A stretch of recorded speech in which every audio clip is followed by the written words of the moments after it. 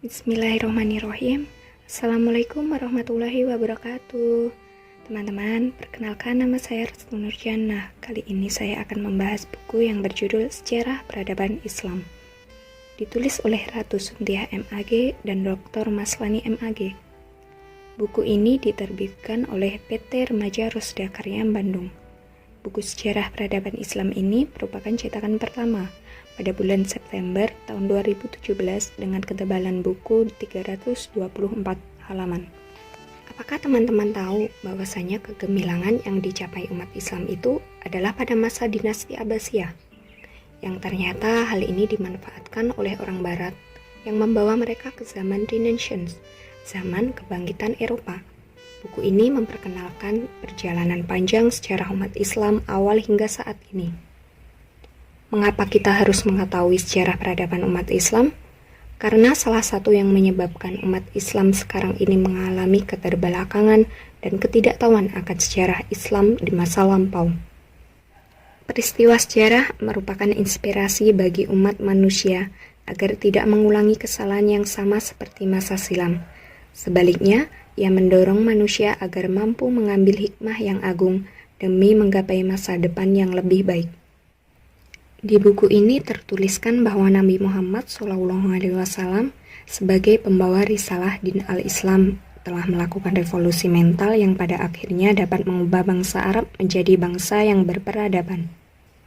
Perjalanan panjang umat Islam dari awal hingga sekarang penuh dengan liku-liku, pasang surut kejayaan dan kehancuran telah dialaminya. Pada masa klasik, umat Islam telah mampu membuktikan kejayaannya, sehingga dapat menorehkan tinta emas dalam khazanah ilmu pengetahuan, terutama pada masa Khalifah Harun ar-Rasyid dan Al-Ma'mun.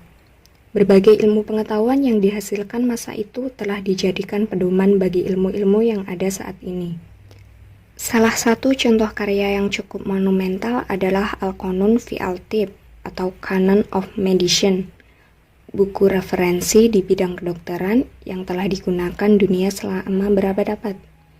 Buku tersebut merupakan salah satu karya besar ilmuwan muslim, yaitu Ibnu Sina, yang dikenal juga sebagai Avicenna di dunia barat. Mengingat pentingnya mengetahui sejarah dalam dunia Islam, buku ini berusaha memaparkan rangkaian peristiwa yang dialami muslim sejak masa lahirnya Islam. Karena itu, buku ini sangat penting dibaca oleh semua kalangan, terutama oleh pihak-pihak yang memiliki perhatian serius terhadap kajian sejarah peradaban Islam. Penulis buku tampak ingin melakukan penyegaran dan pemaparan menukik. Hal itu bisa dilihat dari keberanian penulis buku untuk sedikit banyak menulis sejarah Muslim dengan adil. Tidak saja melulu membabar hikayat kemajuan ilmu pengetahuan di masa Bani Abbasiyah, seperti yang sering dikemukakan selama ini, melainkan secara berjiwa besar membuka kepingan-kepingan kelam yang turut menyertai, seperti diantaranya Perang Salib.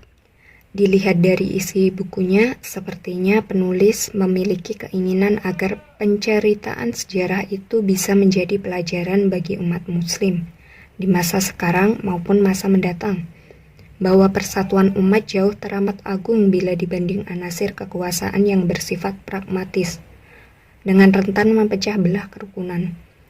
Lebih lanjut, buku juga memancing hasrat pembaca dengan seksama mendudukkan perkara terhadap hal-hal selama ini menjadi ajang perdebatan dan nuansa sensitivitas tinggi. Semisal saja penulis buku cukup mendetail menyodorkan kronologi kepemimpinan Khalifah Utsman bin Affan yang berbalut aroma nepotisme.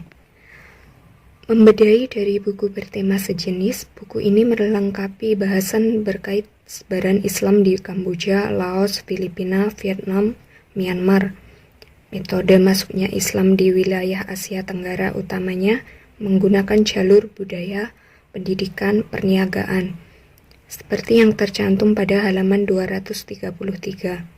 Tiga jalur ini merupakan metode paling efektif dalam memateri corak keislaman yang sebenarnya, ramah dan santun.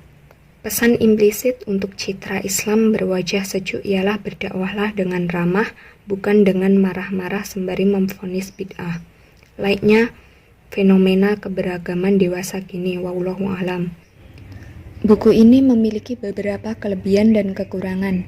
Kelebihan dari buku ini yaitu ditulis secara sistematis, disajikan secara sederhana dan praktis. Buku ini berisi sejarah peradaban Islam dari masa Nabi Muhammad SAW, masa dinasti kerajaan besar hingga perkembangan Islam di Indonesia. Sedangkan kekurangan dari buku ini yaitu pembahasan dalam buku ini tidak begitu rinci dan kurang begitu lengkap. Itu tadi pembahasan dari buku Sejarah Peradaban Islam. Apabila ada salah-salah kata atau ada kekurangan, mohon maaf. Sekian, terima kasih. Wassalamualaikum warahmatullahi wabarakatuh.